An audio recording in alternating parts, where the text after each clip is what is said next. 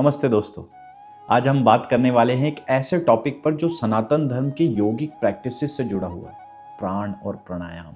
हम सब ने सुना ही है कि ब्रीदिंग एक्सरसाइज सनातन धर्म का एक बहुत ही इंपॉर्टेंट हिस्सा है। लेकिन क्या आप जानते हैं कि इन योगिक ब्रीदिंग टेक्निक्स का कनेक्शन आज के मॉडर्न साइंस से भी है?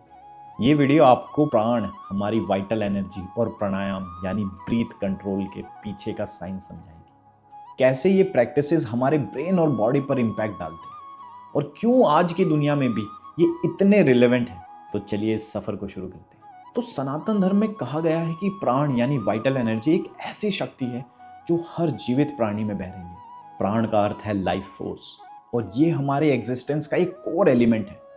ये प्राण एनर्जी शरीर में एक सटल फ्लो के रूप में चलती है और ये बैलेंस में हो तो हम अपनी हेल्थ और मेंटल स्टेबिलिटी को मेंटेन कर सकते हैं। ऋग्वेद और उपनिषदों में भी प्राण का विशेष रूप से जिक्र है।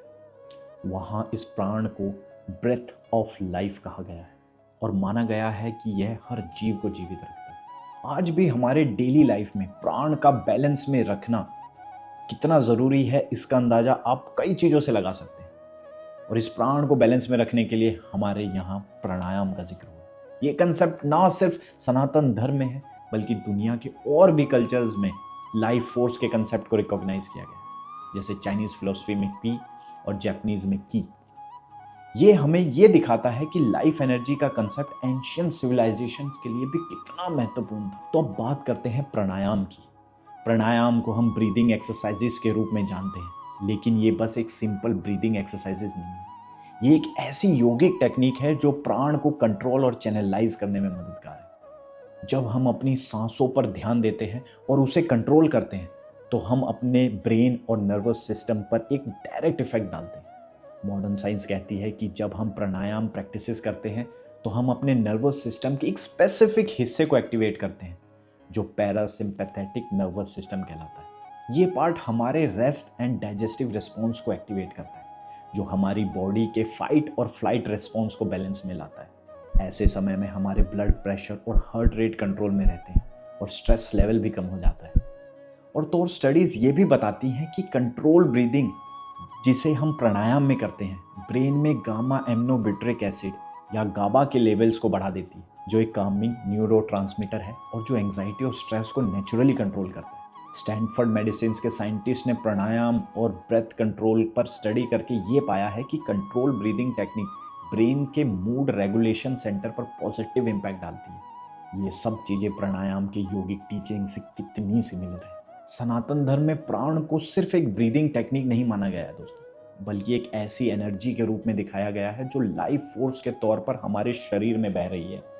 और अगर आज हम मॉडर्न बायोलॉजी में भी देखें तो ब्रीदिंग प्रैक्टिसेस के जरिए हम अपने शरीर के मल्टीपल सिस्टम्स को इन्फ्लुएंस कर सकते हैं, जैसे कि lungs, heart and even brain functions को भी।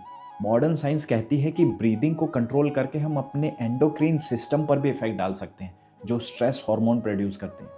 एक मेजर स्ट्रेस हार्मोन कॉर्टिसोल हमारी बॉडी में ओवर एक्टिव हो सकता है जब हम स्ट्रेस में होते हैं, लेकिन प्राणायाम और कंट्रोल ब्रीदिंग से हम कॉर्टिसोल लेवल्स को नेचुरली तरीके से रिड्यूस कर सकते हैं। ये वही बात है जो सनातन धर्म के योगीज ने हजारों साल पहले समझ ली थी।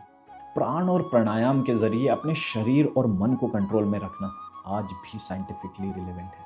प्राणायाम के इफेक्ट सिर्फ हमारे शरीर पर ही नहीं बल्कि हमारे इमोशनल हेल्थ पर भी डीपली इम्पैक्ट डालते हैं। रिसर्च कहती है कि जब हम प्राणायाम प्रैक्टिसेस करते हैं तो हमारे ब्रेन के एमिगडाला रीजन में जो इमोशंस को कंट्रोल करता है उसकी रिएक्टिविटी में रिडक्शन आता है। इससे हमारे इमोशनल स्टेबिलिटी और मूड इंप्रूव होता है। मतलब आप केवल अपने शरीर को ही नहीं बल्कि अपने इमोशंस और मेंटल क्लैरिटी को भी इंप्रूव कर सकते हैं कि प्राणायाम से हमारे मेमोरी और फोकस लेवल्स भी बूस्ट होते हैं। तो अगर आप एक शार्पर मेमोरी और फोकस्ड माइंड चाहते हैं तो प्राणायाम आपके लिए बहुत ही पावरफुल टूल हो सकता है। तो दोस्तों ये था प्राण और प्राणायाम के पीछे का साइंटिफिक एक्सप्लेनेशन। सनातन धर्म ने जो ज्ञान हजारों साल पहले दिया था वो आज के न्यूरोसाइंस और बायोलॉजी से डायरेक्टली जुड़े हुए हैं। आज के मॉडर्न ज़माने में ब्रीदिंग टेक्निक्स को सिर्फ एक स्पिरिचुअल प्रैक्टिस नहीं बल्कि एक थेरेपी के रूप में भी देखा जा रहा है। हमारे पूर्वज कितनी गहराई से अपनी बॉडी और माइंड के कनेक्शन को समझते थे, ये चीज़ें हमें प्राण और प्राणायाम में दिखाई देती है। हमारी आज की स्ट्रेस फील्ड लाइफ में अगर हम प्राणायाम को अपने रूटीन का हिस्सा बनाएं तो हम एक बैलेंस और हेल्दी लाइफ जी सकते हैं। और अगर आपको यह वीडियो इन्फॉर्मेटिव लगी हो तो लाइक और कमेंट्स करके हमें बताएं कि कौन सा टॉपिक आप फ्यूचर में देखना चाहते हैं। और अगर आप चैनल पर नए हैं तो सब्सक्राइब करना ना भूलें, ताकि आपको हमारी हर नई वीडियो का नोटिफिकेशन मिले। मिलते हैं एक नए एपिसोड के साथ। धन्यवाद।